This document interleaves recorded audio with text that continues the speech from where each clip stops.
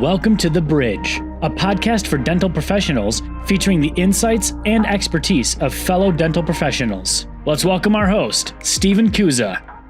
Hello, Bridge Dental Podcast listeners. Thank you for joining another episode of the Bridge Dental Podcast. I'm Steve Kuza, your host, your local financial advisor, your resident financial advisor for dentists. And today we're super excited to be joined by two dentists, partners in life and partners in business. We got Nate and BT, Dr. Nate, Dr. BT. How you guys doing? Thanks for jumping on. Doing great. Thank you. We're really good. Thanks, Steve. So I think this is exciting for us because you're our first international superstar that we got on the program here. So you guys are in Canada, right? Got a high five on that. Yeah. You guys are in where exactly are you in Canada? We are in Vancouver, West Coast. Okay, very cool. Well, thank you for jumping on. For those of you listening today, they're going to talk about a few topics, and you might know them. They're famous for the $100,000 Invisalign Day. Yes. And so I'm sure we'll dive a little bit into that. And so before we get going, I'd like you guys let's ground our listeners. Tell us where you're at today. What's the practice look like? And we'll kind of start from there.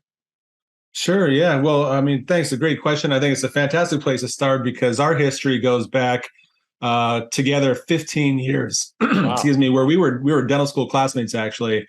And so we went through our dental school curriculum together.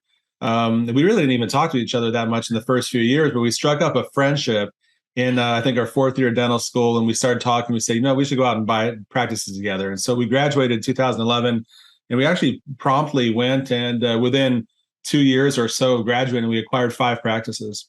Wow. And so that's how we kind of got our start. And of course, from there, the friendship evolved, and ultimately, we tied the knot, and we're married. So we're pretty connected here, but that was the genesis. And, since that time, I like to say that we've gone through the life cycle of a dentist at least 6 times over, because we've had 6 practices that we've bought, built, developed, grown into, and sold.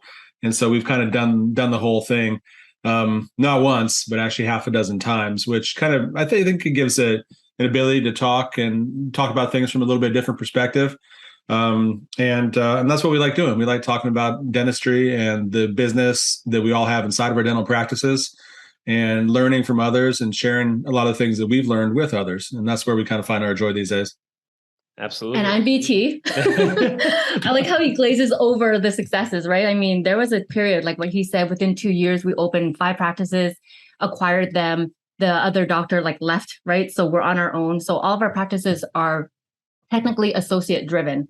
So for us, there were hard times, good times, and hard times again. So even though he's saying what we do now, I think understanding where we came from and all the hardships really built us to be where we are now. We are practicing dentists. We don't ever practice together. I think that's what keeps our marriage and our relationship sane. Okay. There's boundaries. There was a period of time where I took laptops to the bed and worked after a clinical shift, and that's no longer a thing. So we do have boundaries now, but back then we had no boundaries. It was just like work everywhere, everywhere, be busy, right? That's the myth in dentistry, be busy. Otherwise, if you're not busy, you're not productive, you're not successful. So we learned this now, but that's what we do now. Yeah, and you're right. We are famous for the 100K day because we're heavily involved with the AACA, as you know. Yeah. And we try to show a lot of doctors that there is an easier way to practice dentistry where you can enjoy it, where there's more profit, lower volume, low stress. Yeah. And listen, for the Bridge Dental Podcast listeners, there is a common theme here.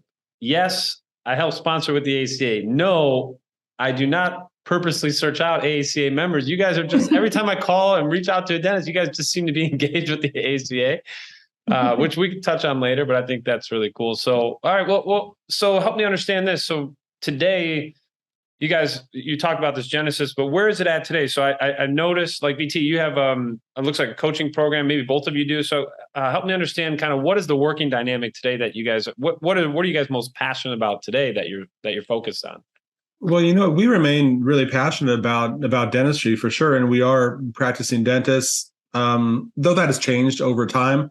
We've gone from, working 6 or 7 days a week to working much, much fewer days in the practice than previously. We've really pivoted toward a role that includes us being actual practicing, wet finger dentists, so to speak. We also work with a lot of doctors, sharing not only our $100,000 a day system and formula. Now with over 300 doctors who've actually gone and done remarkable things in their own practices, they've proved a point to themselves that the horizon is not actually what they thought it was. But we work with a lot of doctors on a one-on-one basis as well, and help them to put tools into place that make the success that they see, say, in the $100,000 day, make that sustainable over time in their practices. So increasing the value of their practice, increasing the value of their time, and just kind of proving a point to them, themselves about there's actually more in dentistry than what might initially meet the eye or what we're kind of conditioned to think sometimes. Mm-hmm. So yeah, we coach. So we both coach in the fast growth practice program, the more intensive, 1 year program where we spend a lot of time with doctors to show them what we've learned in the last 11 years and what we've learned from other industries outside of dentistry on how we can run your dentist practice like a business, because it is a business, right? As soon as doctors realize it's a business, their mind switches and shifts to being a business owner, not just a dentist. So we spend a lot of times with doctors doing that. But in terms of dentistry, we still practice dentistry. We moved, was 1,500 miles. I don't know. I'm very bad with like miles and kilometers. But anyways, so we moved very far from where our practices are. We still have 3 practices now. Okay. And we manage it all remotely with teams that are still very engaged. And I would say the hardest part is being far from the team, but the easiest part is their Zoom, right? So we can still manage our practices through Zoom. We still have a lot of virtual calls with our patients and do the follow-up appointments. So nothing's kind of changed in that way. So in terms of dentistry, we still practice dentistry, but we're more heavily involved now in trying to help other doctors free up their time, be happier dentists. During a pandemic, people are depressed, they're suicidal, they feel there's no way out. And we want to be that voice to help doctors see that you can actually still enjoy dentistry as long as you have the right patients and you're doing the right procedures, right? Yeah, absolutely. And so, that's interesting you bring it up. I want to put a bookmark in the pandemic piece because I'm interested to see how you two specifically navigated that. Like we've had conversations with, someone who owns 1, maybe 2 practices, but working the way that you guys were used to working or trying to build. And then all of a sudden this happened. Curious how you guys navigated it. But I want to go back. So you guys graduate dental school and then have this. Was there a vision for it? Did you guys just talk about it? Like, hey, I think we should open a practice together? Like, or how did that kind of come about to get the first couple going? I wish I had like we had a business plan, a proposal. No, it literally, we looked at each other like, hey, how hard could this be? Right. And that's what we did because the banks kept giving money and we're like, this is easy. So we just went on a spending spree. Was there any associateship prior to, or did you guys kind of jump right into it? A residency? No residency. We both I was associate for 9-10 months, thereabouts. And, part of that time we were actually negotiating to buy into places. Okay. We actually had, I wouldn't say a mentor, but there's someone we knew of who was a real multi-practice entrepreneur type dentist. And we had a number of conversations with this person and we're kind of inspired what he was doing. And we thought, like BT said, oh, well, yeah, how hard that can be. There's one of him, there's 2 of us. We got this. And so, of course, then, things never quite pan out exactly how you might think or even hope that they do. And so, any number of challenges, I think that's what makes you a stronger person, right? And I think it endows you with the ability to overcome some of these obstacles and challenges when you maybe have encountered it before or something similar to it before. Mm-hmm. But I think it's a lot of our similar personalities in that we're both quick starts. Right. He might be more of a quick start than I am, but we're both quick starts so that we weren't opposed to jumping into something really risky. We actually took it as challenging. It's going to be fun. And it was challenging and it wasn't fun all the time. But I think the combination of having both of us being dentists at the same time, being very different in our skill set and our talents, but they were complementary. And that's what really held us together to be able to build what we built, with the 5 practices and then on to the 6 in 2019. Absolutely. And you speak about risk, and I can tell both of you are dentists, but entrepreneurs at heart.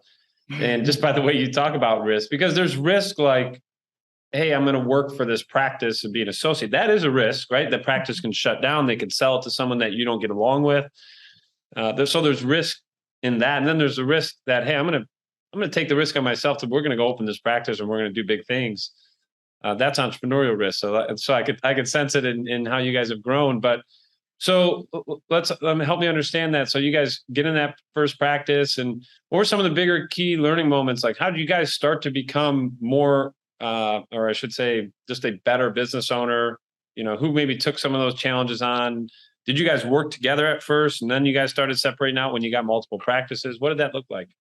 Yeah. So the very, very first one, I would say we had that one practice together, but we never worked on the same days. It was very important for us to, I can't remember, it was so long ago, but either I did Monday, Tuesday, Wednesday, and then he would do like Thursday, Friday, and then Monday the next week. But we never really wanted to be in the same place.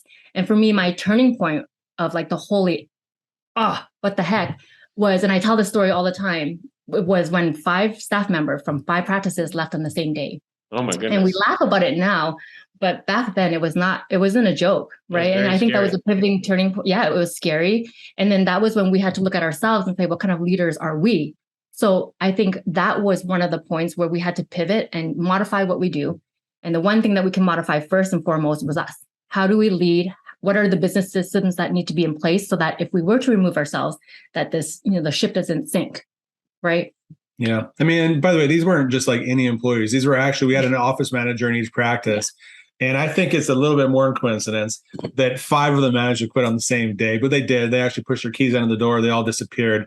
We call it a mutiny. And looking back, we can kind of laugh about it. But at the time, it was, it's one thing, you take on the financial risk of buying multiple practices, and then you have all of your key people leave at the same time. The only way I can interpret that is they didn't like us very much. That's what I'm thinking. but what it does is it forced us to learn a bunch of stuff like on the fly. Yeah. And, we did. And so we learned how do you feed? We had 50 or 55 staff. How do you feed all these people? They've all got families, they got mortgages and, and car payments to make. And we really took that responsibility on ourselves to be able to solve that problem. Because it wasn't just solving a problem for us. It was really solving a problem for them, which was in turn and at the same time solving a problem for us, because you got to have that team to be operational. And so it forced us to learn about how the finances of a dental practice work, how the operations work, how dental insurance works. How do you become a better leader and lead a team so that they understand that there's more in this than simply a job, that there's a career and a future here. So we had to learn a lot about those kind of things. How do you engage an associate to build them, to develop them, and then to retain them? And so it just forced us to learn a lot of that stuff. And we sought mentors from sometimes inside of dentistry, but often outside of dentistry, and got some different perspectives. And as you said, we are entrepreneurs, and I don't think we initially knew that. Yeah. Right. But we really discovered it in the way that we approach risk. That's a big part of it, but also the way that we look at the future as kind of unbounded by anything. There's no limits on it, right? It's kind of what we make of it. And I think BT's already alluded to it, that the greatest thing that we discovered was that it's actually our fault. That's the best thing that I could ever hear. Is like, it's not everybody else. You guys had to fire yourselves. Yeah, because that's perfect. It's funny to say that, but in reality, like, I don't literally mean that, but you had to remove yourself, right? Is that kind of that's kind of what I'm hearing? But well, we had to develop ourselves and build the conditions where we could remove ourselves. But what I mean when I say that the best news was that it was us, well, I can fix me. Yeah. I can't fix my 55 staff. I can build them. But if I'm the problem, that's wonderful, because I'm willing to invest in myself and to focus and to learn, right? And to apply. And so for us, it really was a turning point to get this realization, like, okay, this is all us. Yeah. But to be honest with you, even like you said, you can sense that entrepreneurial in us, but it's because as entrepreneurs, we move fast, as you know, right? Like we already see the vision before we have the pieces. And for me, as a leader, I really had to learn that, no, you have to lay out the pieces. You really have to lay it out, and you have to slow it down. We don't have to slow it down for each other. We understand, we jive in that way. But with team members, though, they're not entrepreneurs. Right? They're just part of the team. And if we move too fast, then what they see is it's unsteady, it's unstable, it's risky. We're not opposed to risk, but a lot of team members, when you move too fast, definitely they think it's risky, and it's like a fight or flight kind of thing, right? Reaction. So that for sure was a pivotal turning point where we had to do something different. Let's grow ourselves as leaders. Let's put better systems in place so that we can remove ourselves from our office to build more practices. Yeah, it's a great point. If you think about it, it's almost like they might have been seeing chaos when you guys are like, this is organized chaos. Exactly. Yeah. And so, and I give you guys credit because it's hard. There's some ego and pride involved there. Like, no, we're not the problem. Like, no, we're just going to go keep running the business and let's go buy another practice. Like, you could have gone down that route. Like, instead, you guys looked internal, took some inventory. Like, all right, what are we doing? And let's build this out a little bit differently. It almost is like you went from and again, I'm paraphrasing, you tell me if this is accurate, but it's like the way I hear you guys describe it, almost like you went from a top down approach, like, hey, everything runs through you guys, to you guys are going to run it. We're just going to be part of this team. Yeah, exactly. I mean, there was certainly a leadership role in the team that we have to this day, but it definitely, we set out to involve other people, right? And to really build a team. And sometimes we might think as dentists, that some small task that our dental assistant does is not important. Well, actually, it's important to them. Right. And we got to make sure that they have some place in their day-to-day tasks that they're doing where they can take pride, right? And so an example of that is, for example, I mean, we, for many years, really, I guess, since we've been working together, we've always had every 90 days what we call a professional development day. And we'll involve our team members in that to come up and present. So everybody takes a day off. We buy lunch. Everybody gets paid. There's no revenue, but it's just focusing on professional development on the team. And we'll present, what's happened the past 90 days, what's coming up in the next 90 days, what are some goals, some announcements. We use it as a bit of a teaching opportunity to share something new. We would also have some of our team members periodically, one or two of them would also come up and do a presentation on what's happening in their department, right? Absolutely. And so we get them to take some ownership. And I can't say I'm terribly interested in sport checkers, but our dental assistants, they have as part of their sterilization protocols that they have a sport, and so we'd have them come up and they do a presentation on that. And our reason for doing it is to involve them we want to develop leaders inside the practice. And having leaders in every department is a lot better than me being, or BT being the only leader, and everybody comes knocking on my door for everything. Right. Absolutely. Well, so we skipped over a few things there. Let me go back. Because we went from like, hey, we bought a practice, and then you're like, we had 55 employees. There's something happened in between there. So I want, if you're thinking about young dental entrepreneurs that are out there, and if they're listening to this, or maybe someone who's at practice number 2, who's trying to get to number 3, or maybe look at their first practice. But when you think about growing your team, talk a little bit about how you guys managed to go from like, hey, we got our first employee to our second to our third. But what are some processes that you guys had to work on or get really good at to identify the key people? Yeah, I would say, I know we're laughing or we're making fun of it, but it's actually quite serious, right? Yeah. It's serious business when you want to scale from 1 to 2 plus more. Right. Definitely one of the skills is spotting the right fit team member, right? We're always talking about right fit patients, and we'll talk about that later, but the right fit team member makes or breaks everything. I know we say hire for personality versus skill. You can train the skill later, but if they can have both, that's amazing. I would say don't compromise on who you bring on. Mm-hmm. There is this hidden cancer, because that person, if they under their breath say something wrong, and it's going to spread and infect your team members, you end up losing the whole team versus just that one person. So I would say the first tip as a new owner is make sure you have a pulse on all of your team members, not just the office manager, not just the lead, everyone. Involve the team, have a pulse often. And as soon as you spot out someone that might be the wrong fit, keep an eye on them closer and fire fast. I can say personally, one of my wrongs in the beginning is just hanging on, right? They can change. I can change their bad attitude. If I give them a bonus, they'll be better. They'll perform better. And it never works. Never works. I can tell you my most highest paid bonus people are not around. I can't bonus them enough for bad behavior. Right. You know what I mean? And in the end, you never win. So that's my one tip is the right fit team. Make sure you have a pulse on all of your team members, not just the managers, and expect the managers to do that. You yourself as owners need to have a pulse. So that's where the professional development days come in, the 90 days, and make sure that you got to fire fast. I feel like I haven't done it in the past quick enough. And now that I know it, it's almost like, why didn't I do it sooner?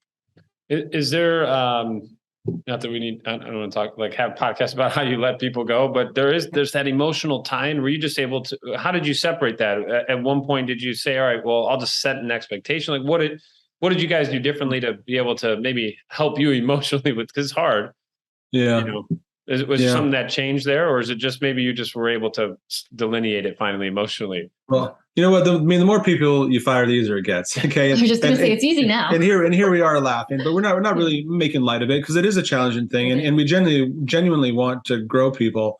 But there's a couple things that I want to share here. First of all, is you will tend to get what you tolerate, right? And if you tolerate bad attitudes and bad behavior or poor performance, then you're going to get bad attitudes and poor performance. And so you just can't have it. There has to be a decision at some point, in favor of yourself and in favor of the practice and in favor of your family and of your future and even of your patients, that you just have to insist on quality service. Mm-hmm. And I think it's very hard to escape the high volume, low fee, high stress model in dentistry if you're not providing excellent service to your patients, because they know and they'll speak with their pocketbook. And that's totally fair that they do that.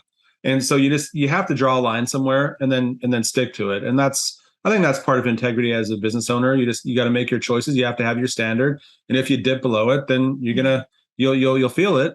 But if you maintain it, then you'll feel it in terms of reward as well. But that being said, I mean, we have probably had to evolve the way that we look at things over the past couple of years in particular. Right. And maybe this is where we kind of tie in the pandemic discussion or what's happened the past few years and the changing mindsets around work. We have had to modify the way that we approach things. At one point, I would have said that our expectation and our standard were 100% coincident. Okay. Right. Our standard, I expect it. You show up, you deliver it, and you get paid. And if we don't do that, then we've got a problem. I would say that we've had to modify that a little bit, not because we want to, but because of changing attitudes around work, even availability of labor, where our standard is still the same as it always was. But in a way, our expectation has actually been a little bit reduced. I actually expect more than previously that people show up and don't do exactly what it is that they should be doing. And so our standard remains, our standards here, but our expectation is kind of that people are going to fail us more frequently than they would, say, 10 years ago or even 5 years ago. It is more common now. And it's hard to put, I think, a finger on it because it's probably not only one, there's not one single cause, but it's definitely an issue. And we hear about it from dentists a lot that they're frustrated, right? Their employees are frustrated. They want more money for less work. And I mean, there's only so far you can go with that before you get to a real tipping point and something's got to break. Right. Mm-hmm. Right. But I mean, Nate mentioned as well, which is that there's a change in the shift in how employees come to work. They want more for less or whatever it is. Like, I mean, I'm in all these Facebook groups and I see it all the time, right? My hygienist wants more, my assistant wants more. And if I don't give it to them, they're going to go next door or go down the street and work somewhere else. But this is where, if you're interested in hearing it now, where we shifted our mindset during the pandemic is we've always been very doctor focused in all of our practices. We've never been the practice. If you looked into the systems of a practice, we've never had 5 or 6 hygiene chairs running full time. And it was never really a hygiene heavy practice. So during the pandemic, it never really hurt us because we were never hygiene heavy. I know practices that were very hygiene heavy got hurt because hygienists were all scared of all these aerosols and bugs that are flying around, right? So for us, it never hit a dent. And still now, we are still very doctor focused. So if you look into the practice mix, we do a lot of procedures. We don't rely on our hygiene to feed our schedule. We rely on external marketing to bring in good quality patients, rely on the doctors to convert so that we can do more dentistry. And then hygiene just ends up being funneled in as the obvious next step, right? So we've always practiced that way, but during the pandemic, for sure, we focused more on the case acceptance, conversion, and marketing. Well, that's an interesting point. So I just want to relay this, though. Obviously, you guys are doing some really great things with your staff. I was only diving in that for business purposes. You guys have 50 plus employees working with you, and obviously they love it. But I want to tie that in a little bit closer. So you're more doctor focused. Yes. So where did that mindset either one come from, or two, how can I, as a dentist, looking for my next practice, how do I start to think that way, or what's that model kind of look like? Well, yeah, here, let me see if I can explain it in a good way. There's a conventional kind of old school model in dentistry, which is, you open up your practice, you get a hygienist, you build up your patient base, and, maybe they contribute, 30 or 33% of revenue, and the doctor does a, bunch of fillings and makes up the other 66%, and then you either sell it or you drive it into the ground. So that was one way of doing it. And that's with increasing competition, with increasing involvement from corporate chains, from decrease in insurance reimbursement, all these things. There's all this kind of downward pressure on that model. Right. And there's a push, though, still in dentistry to keep doing it, right? That if you're not running fast, you're not getting paid. And so it's like more. And we're leading now with, whitening for life, free this, free that, $1 exam, $19 exam, same thing, right? You're not making money on either of them. So, right, people going that way. And that's one way to do it. Okay. And we're not saying that that's wrong. We're just saying it's not the only way. Right. So another way that we've really chosen to do is, we took an approach with multiple practices, and there are some reasons for doing that. And it's not because it's fun, and it's not because it's easy. Okay. I think we've come to understand that it's neither fun nor easy, but it can still be rewarding. And there's really two reasons why you might do it. One, in our case, we did it because we wanted to build the asset value of a kind of a stable of practices. So for us, it was part of a longer term strategy. And second, because it allowed us in our dentistry to position ourselves as a specialist, so to speak, within our own network.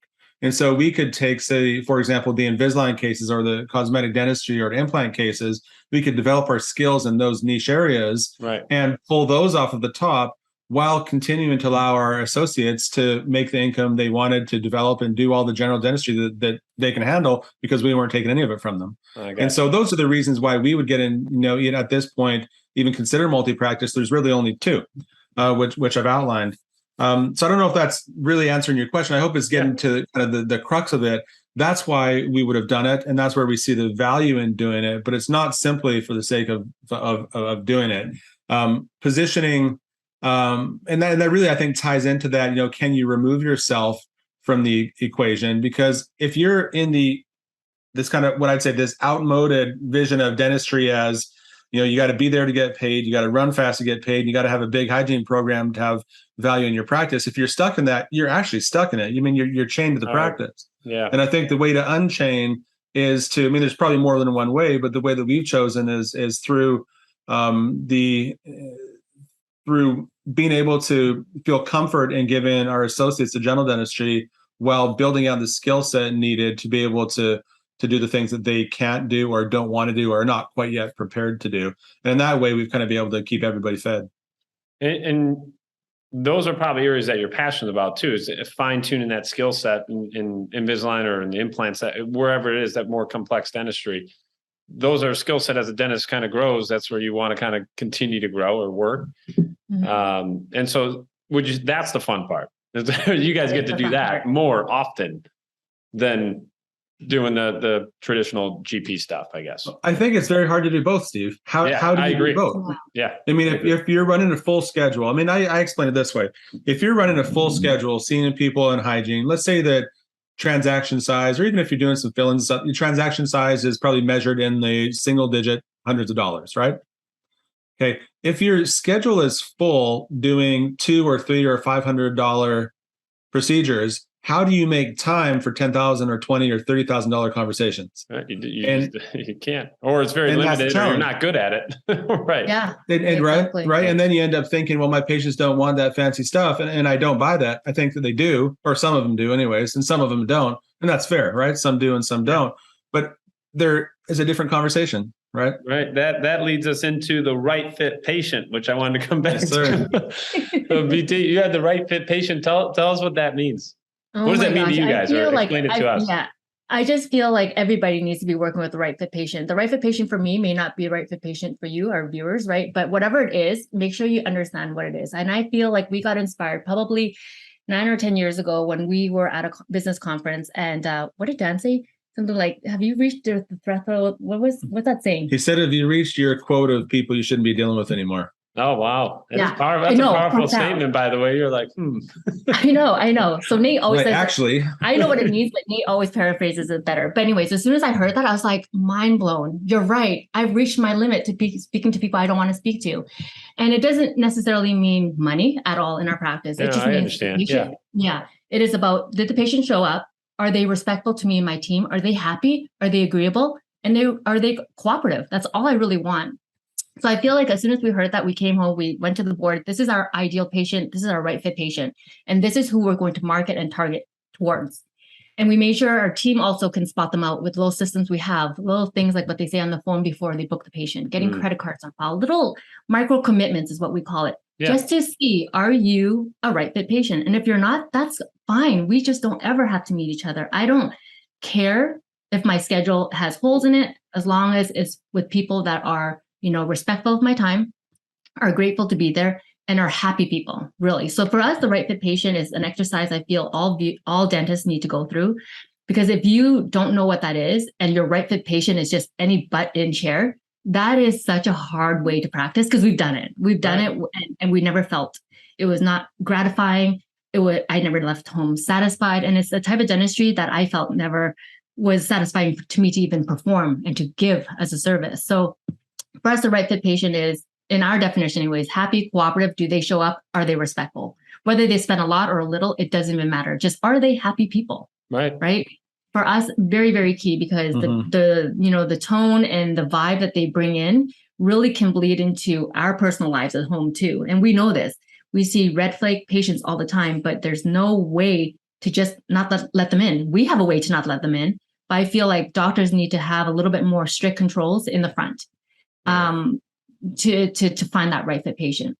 And right fit patients don't come in right fit. You have to really make sure that there's a screening process. Then that comes with online marketing, what you say, how you brand yourself. When they're looking at you, maybe what you say on Instagram, social media, they don't like you already. Great. If you don't like me, then don't come. For us, honestly, when someone doesn't want to come because of a certain thing they see online already, that is like a win. That's marketing. That's a win for us. They don't have to waste our time, right? Yeah. Well, Steve, we made a commitment to each other a long time ago. It was after, actually, as I said, when we realized that we had actually met our quota of people that we didn't want to be working with. So powerful. And it was very profound, because it's kind of shaped, direction for us a lot. We made a commitment to each other that we only work with happy people. And whether that's staff and that's patients, both, we make it a point to work with happy people. And then there are some tools that we've developed to be able to discern who they are, to identify them. And I mean, you never get 100%, but by and large, I can say that it's true that we only work with happy patients, and definitely that we only work with happy staff. And there are some tools, as I said, that we've developed to help us with that. But it's really been important for us, and for us to maintain our enjoyment of work, to not get dragged down by other people's problems. Right. Absolutely. Both patient and staff, and you, because it'll bleed into you guys, and then you'll bleed it right back to everybody else. Exactly. Right. So And I think the thing to remember all the time is we're not superheroes. Not at all. No dentist is a superhero, and I can't be expected to be that. I can't solve every problem for everybody, but there are some things I can do well, and that's where we've decided to really exert the bulk of our focus. With happy people. With happy people. And by the way, happy people doesn't mean they have to come in just super chipper. No, and I hear you. People, good vibes. Happy people can have a bad day, but it's just the vibe they give. Exactly. Yeah. That's so much of like hiring. When you think ultimately hiring, honestly, it's kind of a gut decision. And often it happens in our business model, and I'm sure in yours, you hire just for need. Like we got to fill this role. We have to, I need something, so let's just hire the next person who seems pretty good. Yeah. But but your gut didn't feel it, and you kind of knew it, and then here we go. It's like this whole thing. Yeah. So no, I feel that's pretty powerful. I think what you guys, I don't know if maybe could explain it better, but where does the downward pressure come from a dentist that feels like, you mentioned it in the beginning, that you have to be busy. You got to have 300 patients a week. Where does that come? Is that coming from coaches? Is that coming from just the industry itself? Or I don't know, where does that downward pressure come from? Yes, it comes from all of them. Everywhere. It is a mentality that is perpetuated. It's built in to the dental experience, I think, and at least in North America, that's what we're familiar with. But it's built in there, and it is absolutely perpetuated by in a lot of the CE that we have. It's just like it's the accepted truth. Now, I wouldn't say it's accepted by 100%, but it is kind of the dominant trend. It's the prevailing direction is I got to be busy. And so then you see it, people compete on price because they think that that's going to be the key to getting more people through the door. But here's the thing, and it's not terribly complicated math, right? That if you reduce your price and bring in more people, you might only get to the same place that you were at. Right. That's very and so, true, and so if that's all you're doing is working harder. Yeah. Right. You're just running faster to get to the same place. Exactly. And I think it's a decision that, if you want to do something different, is there short-term risk in making a decision to do something new? Is there short-term risk in change? Yeah, I think that there certainly could be. And again, it's when you either accept it and embrace it, or you do what you've always done. But the thing about doing what you've always done is that you get what you always got. Right. And there's risk in that too. There is. In that too. Yeah. So you can't complain if you keep doing the same things, right? Right. And Nate, we might cut that clip and throw that one on Instagram. So That's a good one. All right. So let's because there's a few things I want to make sure we get to. So this is all amazing stuff. I think amazing insight into how you guys think about dentistry, maybe just a little bit differently. And so so now tell me where you're at today. So how many practices do you have left today, or did you sell a few? Like, tell me where you're at today with the practice count. Yeah, as of today, we're actually really in transition. And so we had built up to 6 practices, and we sold some and are in the process of really making some big changes. We also moved away, whether it's 1,500 or 2,000 miles, whatever it is, I'm not sure. We think kilometers in Canada, so I don't know in the imperial system. But anyways, it's like a 2.5-hour flight. Let's say that. Okay, fair enough. So we moved a 2.5-hour flight away, and are in a city where I grew up, in a place where we're intending to build our future. So we're really looking at a number of different things here. Yes, we will ultimately pursue the same direction, because it's who we are and it's what we do, it's what we know, and it's where we feel comfortable. But yeah, we're really in transition here. So yes, we do, as of this moment in time, have 3 practices where we were previously living, but we're really looking at a transition there, and starting over and going bigger and faster than ever before. Yeah, Steve. So if, of course, we have the connection. I hope that you follow our story, because we are going to be still on the multi-practice, multi-location type of model. But not only that, we are going to heavily invest in a dental sales force. And I know I'm dropping a bomb, but we believe that dentists just need to learn to sell better. Yeah. And I understand they're very scared of this S word, and it's like, oh, I don't want to be a sleazy salesperson. But who says sales are sleazy? You just have to know how to do it with the right fit patient, with the right fit marketing. You're all talking about to a financial advisor. It's like, hey, I'm on the bottom end of the totem pole here, so I get it. Right. So as soon as doctors and their teams can understand that there's a right way of selling and a wrong way of selling, I think it's going to liberate the world in dentistry. And that, you know what, I don't have to deal with this person anymore. I just have to have the right fit patient. I just have to have a better way of communicating with them to give them what they want. Because ultimately, that's what sales is, right? You're just giving someone what they want. I think the opposite of that is when dentists think it's bad or sleazy, is when you keep forcing down their throat. You need this crown, you need this Invisalign. And they're like, no. But you're like, but you have to because of XYZ. And that's where I feel we really want to disrupt dentistry in that way. Just open up the mindset of dentists to know selling is not bad. It's not sleazy. It's a good thing for your business. You just have to know how to do it. Right. Yeah. And I'd say go further. I mean, that learning how to sell is actually serving your patients, so long as you're A, giving them what they want, and B, you're operating in your own integrity. Right. And then it's absolutely serving people. If you believe in the quality of your solution, if you believe that your solution improves your patients' lives, and if they agree that it's something they want, then ensuring they get a solution is really, it is a service. And so I think that there's just so much misconstrual around the world, the word, sales, or the concept of selling. But in dentistry, we are salespeople. I mean, we're absolutely, every time you talk to a patient and identify a problem and invite them to purchase a solution in your practice, you're pitching them on an idea, right? And so it is sales. But I think the difference between sales that is good and sales that is bad is identifying who is it that wants the solution that you can provide, and quickly excluding the people who don't. And that doesn't mean kicking them out of the office. It just means not pursuing a conversation with someone who can look you in the eye and say, I'm not really interested in that right now. Right. And the only appropriate thing to say is, I totally understand. Right. Well, dentistry is unique in the sense that there's a need. There's a needs-based sale there too. Like, hey, I need a root canal. Like, it's got to help me out. Like, it has to be done. Yeah. Nobody needs a root canal, but if you need one, got to do it. And then there's a want. Like, I want Invisalign too.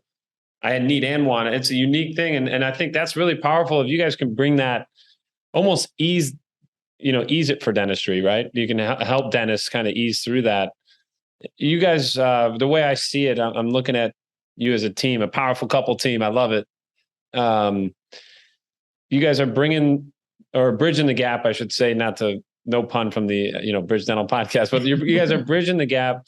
You guys were working with patients and still to this day, work with patients, and you're multiplying by working with dentists on a much bigger scale.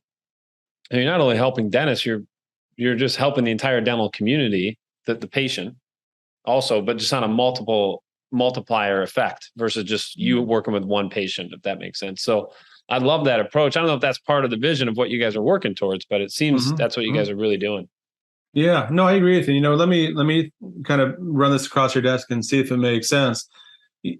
Multiplying is how we think of it, but I think a lot of times people get trapped in thinking that in order to multiply, or to increase the size of your business, maybe that's what we mean by multiplying, but to increase effect, that you have to add. And what we're saying is actually to multiply, you actually got to subtract. And right. So we're talking about multiplying by reducing some of the things that we do. Right. Right. Right. And so by narrowing the focus as a solution where most businesses or most dentists add like, hey, we got to add one more chair. We got to add, we got to add this to our practice. You guys are saying, let's start subtracting some of these things to make you add a day, add hours, add a hygienist, right? Add equipment, add CE, add that fancy light, add that CBCT. And those are all good things if you can actually get your patients to accept them, right? I mean, this boils down to patient acceptance. If they don't accept any of that stuff that you just went to learn, it doesn't even matter. And I think that's where CE and coaches and consultants can go wrong, is they're making us work too hard. And I'm not, I like working. I love working, actually. I'm very passionate about what I do, but I want to work in my terms with the right patients, with the right procedures all the time. And I think if doctors just get over that, they'll understand that there is a better way of practicing. Yeah. Here's a thought here, Steve. I was at a conference not long ago. I'll leave it unnamed because they did a great job at the conference. They did. But I was walking through the exhibit hall, and it was, whatever, there's dozens and dozens of exhibitors, all kind of different companies, people doing cool, innovative stuff. No doubt. It was great things, and they're great people. Okay. But I thought to myself, do I need any one of these things to run my practice? And the answer is no. I don't need a single one of them. Not one single one. Okay. And so you asked before is this, you didn't say this deceit in dentistry. We'll call it a deceit in dentistry, that you have to run fast to get paid. Is that perpetuated by, you said, the consultants, the coaches, the school? Yeah, all the above, by the industry. And you see it in the big dental events because a lot of those things, you don't need the latest, the absolute latest piece of high-tech equipment to increase the size of your practice. You don't. What you really need is a communication strategy and the ability to distinguish between who's a buyer and a non-buyer, and make sure that your buyers get something and your non-buyers go home happy too. Right. And I think it's really as simple that, if we were to boil it down, and from there, whether you choose to have a hygiene heavy practice or an Invisalign heavy or a dental, that's fine. That's just kind of up to, personal preference. But I don't think that we need any, you can make a good practice. It's the fundamentals that actually create the business. It's not the latest gadget that's going to do it, even though some of those gadgets are super cool and they could probably help once you got the fundamentals there. But there's no replacement for the fundamentals. You can't take them out and replace them with tech or something else. Right. Absolutely. And to where you guys sound like where you're headed in dental sales, it's communication. And in all sales, it's communication. All sales. Right. Yeah. And it's communication with staff, communication with patients, just across the board. And the better you can become at that. And so I'm curious, so where are you guys headed next? So if I'm a dentist listening to this, young, old, in between, and I want to understand kind of like, how do I get engaged with these guys? So like, how do I get engaged with this team, this power couple? Is it soon to be announced? Is it TBD, or can they get engaged with you guys now? Or you guys, I'll let you guys kind of share with what's the best way for me to touch base with you. Yeah, so we've been doing this for a long while. So there's a lot of ways that you can contact us, even just as a friendly conversation, or actually work with us. So Instagram is the number one. I love Instagram. So it's Dr.Bao-Tran and then Dr. Nate Jeal. That's one way. You can go to thefastgrowthpractice.com to read all about us, what we do, and what kind of courses that we have going on. We actually have a live course now, November 5th, and that is a full 8-hour day talking about our $100,000 day helping doctors generate their own $100,000 super high production day. And the later half of that is a deep dive in case acceptance and how we do it in practice. Everything we do in our practice when it comes to case acceptance and conversion is it's scripted. There's a guideline. You can, steer off course, but there is a reason why we say certain things in a certain order. It involves a lot of teams as well in how they, hand patients off to us and how we hand patients back. So a lot of scripting there. So they can work with us live at a live seminar. They can work live like this on a remote call, coaching session. And we really always gear it back to fundamentals, how we speak to our patients, right? Once you can get that in order, once you can get your teams in order and speaking properly and kind of understanding the right fit patients, then we help you turn on your marketing, because the worst is turning on marketing, but you can't sell the case. Right. And that's where marketing gets really expensive. So we do it opposite.